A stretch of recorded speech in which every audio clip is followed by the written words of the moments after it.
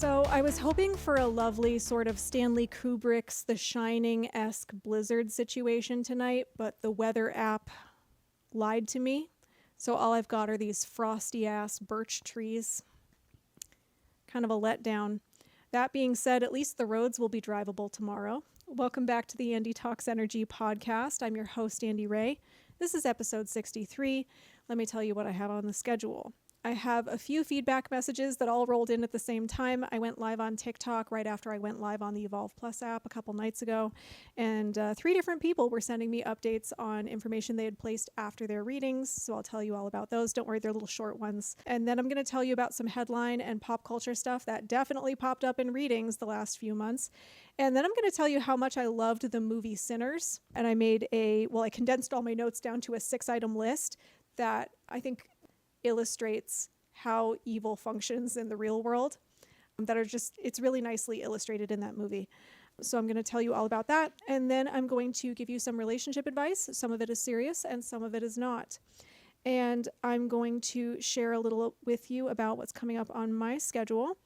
I'm changing up Zoom groups a little bit, but not by much. So I'll tell you all about that at the end of this episode. So let's get into it. 3 different people I've read previously sent me update messages about things that fell into place after their reading. I always tell clients, keep your notes at least 6 months to a year after your reading and kind of use your notes like a checklist, check back on it periodically and check things off as things fall into place. So what I love about this array of feedback messages is they all rolled in within like a 38-minute time span. 3 different people, 3 different types of factual information or evidence that came through, and 3 different types of readings. One of these occurred during a Zoom group, one of these occurred during a live mediumship demonstration, and the other was from a private reading. And then we had some medical information, some information about Ancestry that the client was unaware of at that time, and some information about a departed person's profession that helped identify them very clearly. So let me tell you about these feedback messages. Miss A says, during my reading with you, information came up around shoulder and heart issues. 2 weeks later, my godmother went in for shoulder surgery for a consult, and they found her heart issue.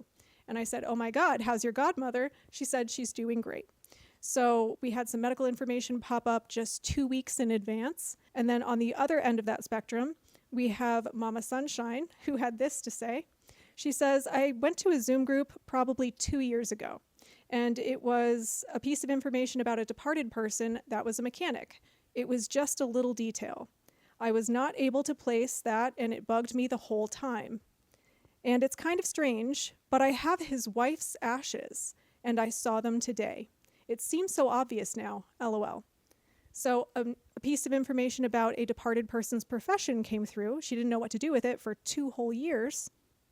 And then she realized that she had some ashes on hand, and that person's spouse had been a mechanic. And then Sherry didn't specify a time frame, but she has this to say.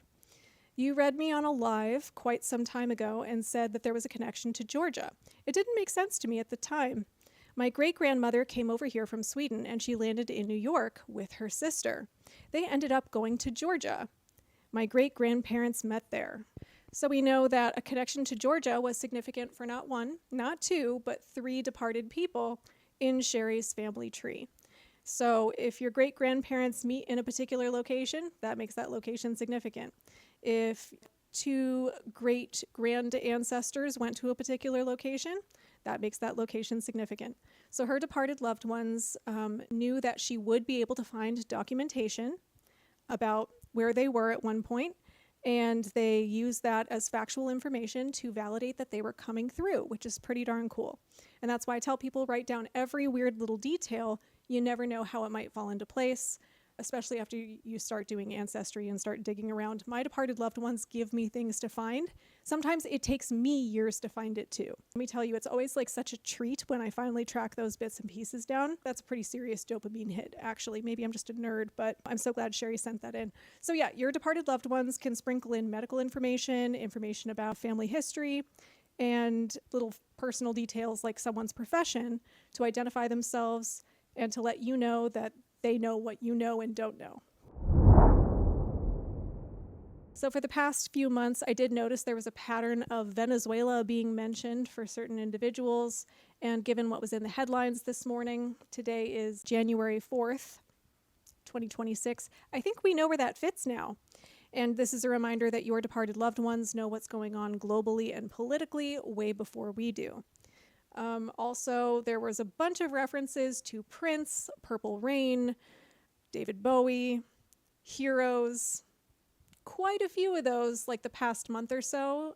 I think we know where those fit now too. I did finally watch Stranger Things. I binged it all, and I know everyone's upset with the ending, but like, how dare the Duffer Brothers make everyone cry to my crying in the shower song? Heroes by David Bowie is my crying in the shower song. You can't have it. So you guys know I often celebrate my holidays with horror movies because I'm on my own. And I watched Sinners on Christmas Eve, I think, and it did not disappoint. And yes, I know I'm late to the party. Everyone loved that movie like a year ago or whenever it came out. But I told myself, okay, I'll see it whenever it ends up on a streaming service. And sure enough, there it was on HBO. So that was my Christmas Eve movie, and it did not disappoint. So there were some really poignant illustrations in the movie of how dark energy and light energy operate in this world.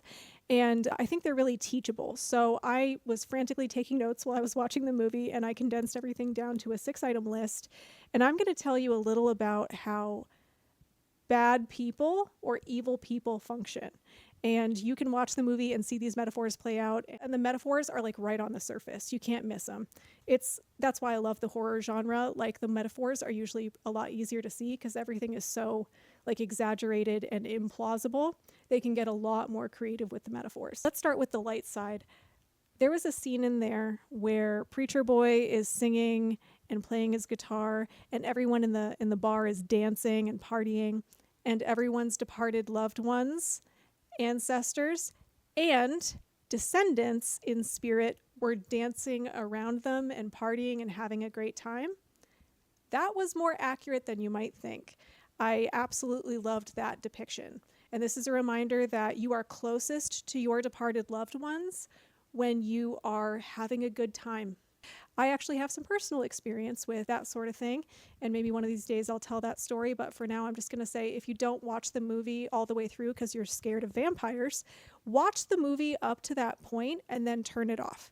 It'll still be worth your time. And on the flip side, there's some really poignant illustrations in the movie about how evil operates in the world, or how evil people operate in the world, with the obvious metaphor being that shitty people are equivalent to vampires. You know, that's the case in every vampire movie you've ever seen, pretty much. So I'm going to explain the metaphors for how evil functions, or for how evil people function in the movie without giving you any spoilers. So I'm not going to explain the scenes in any great detail. I'm just going to talk about the themes, and you guys can watch the movie and kind of check those themes off as they play out. So item number 1 is that evil energy or evil people are often attracted to great talent, to exploit the talent, to look better by association with that talent. Basically, shitty energy gravitates towards talented people. Item 2 is that terrible people often strike when people are just about to get on track. There was a lot of really beautiful scenarios going on in the movie, like the twins were starting a business that they'd been dreaming about forever to serve an underserved demographic. There were lovers reuniting. There was a couple different couples that were finding their way back to each other, and that was really beautiful. And then Preacher Boy was getting a brand new platform to practice his art. All these great scenarios were playing out, and there's a really interesting scene at the very end where Preacher Boy asked the vampires, like, hey, before the vampire attack, you know, how was that day? And they all three agree that before the vampires attacked, everyone there was having the best day of their lives. And that really speaks to the timing of evil, how evil inserts itself right when people are getting on track. So that's a very real thing you might want to look out for out in the world. Item number 3 is that shitty people often morph into exactly who their target needs in that moment, or they offer exactly what their target needs. Examples being that when the first vampire wants entry into the house of that couple that it ends up turning into vampires, what does he do? He offers money because he knows they're poor. All 3 vampires morph into musicians and just happen to show up on the doorstep of a brand new drinking establishment saying, hey, I've got money to spend and we're going to play you some music. And then the vampires, after they were revealed to be vampires, also offered protection and advocacy by explaining to an already marginalized people that they were there to help and they were actually on their side and they were actually willing to wipe out the KKK people.